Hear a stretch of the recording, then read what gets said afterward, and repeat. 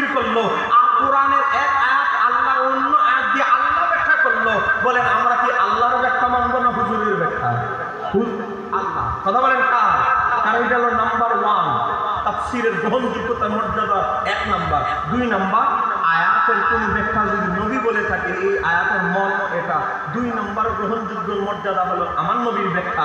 3 নম্বর হলো সাহাবীদের ভিতরে যদি আবার মতভেদ হয়, আবার ইবনে কাসির ইমাম জালালউদ্দিন সুয়ুতী আল ইতকানের ভিতরে লিখেছে তখন তারজি প্রাধান্য পাবে রাইসুল মুফাসসিরিন আব্দুল ইবনে আব্বাসের মত। এখানেও আবার একটা উসুল আছে। এই আপাতত আমরা বুঝতে পারলাম কোরআন দিয়ে কোরআনের ব্যাখ্যা আমরা বুঝতে পারলাম।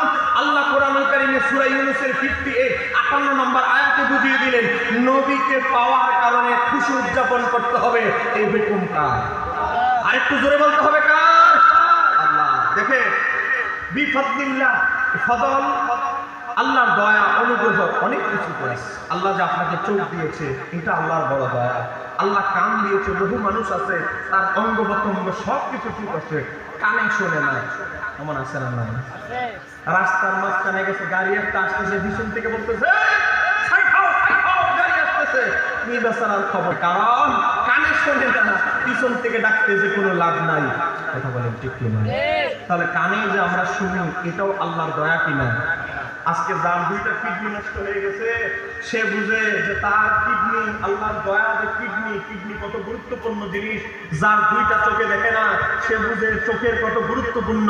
আল্লাহ এত ফজল দয়া আমাদের উপরে করেছে, কিন্তু বিফাদলিল্লাহ এই ফজল বলতে আল্লাহ কি বুঝিয়েছেন?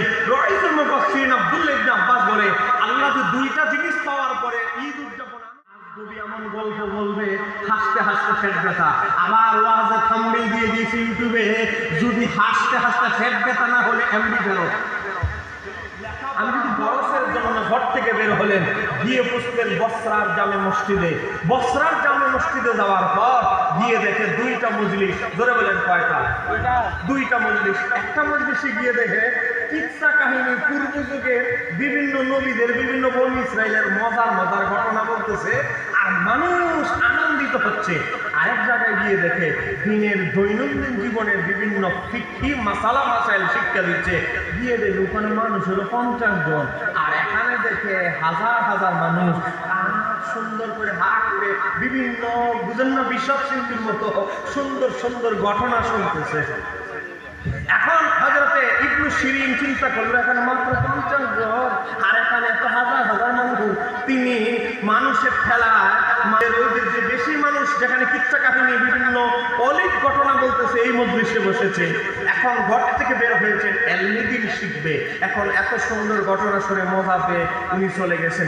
দুরূদ শরীফ পড়ে ইশারের নামাজের পর যখন ঘুমালেন স্বপ্নে আমার নবীর সাথে শরীফ হিসেবে বাবার বংশধর ওয়ারিস হিসেবে 100 কোটি টাকার মালিক, কিন্তু আপনার মাথা ঠিক নাই, পাগল। এখন আপনার কোনো দাম আছে? রাস্তার একটা ভিক্ষুক সেও খেলা ধরবে, এত পাগল, এই তার সাথে কি কথা বলে, এত পাগল। অথচ সেই বংশীয়ভাবে ওয়ারিস সূত্রে 100 টাকার মালিক, ব্রেন ঠিক না থাকার কারণে, তার আকল ঠিক না থাকার কারণে সমাজে 1 পয়সা দাম নাই।